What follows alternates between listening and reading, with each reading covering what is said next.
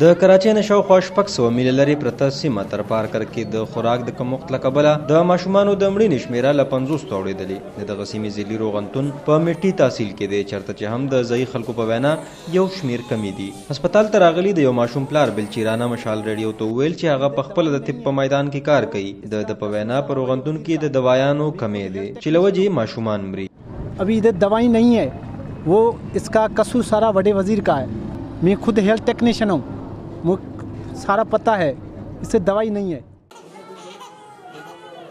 د روغتون مشر ډاکټر اقبال وایي چې د دوی سره هغه ټولې اسانتیاګانې شته کوم چې په یو ضلعي هسپتال کې په کار دي. د په وینا د ماشومانو د مړینې لویه وجه د وخت نه وړاندې د ماشومانو پیدایش سره سره د کم عمرۍ ودونه او د ماشومانو زیات پیدا کېدل دي. په هسپتال کې د کمی په اړه ډاکټر اقبال وایي چې د غوږونو او سترګو ماهر ډاکټر او ایکس ری ویستو والا ماهر ډاکټران د دوی سره په روغتون کې نشته. एक तो प्रीमेच्योर है, वक्त से यहाँ पे बच्चे पहले पैदा होते हैं.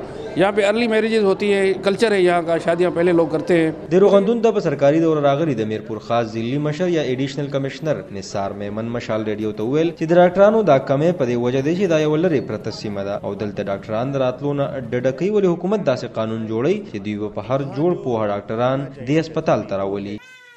بل اړخ ته د میټي سیول روغتون د ماشومانو ماهر ډاکټر سکندر مشال ریډیو ته وویل چې د علاج سره سره باید اوس څېړنه وشي او دا هسپتال یو طبي څېړنیزه اداره وګرځولی شي.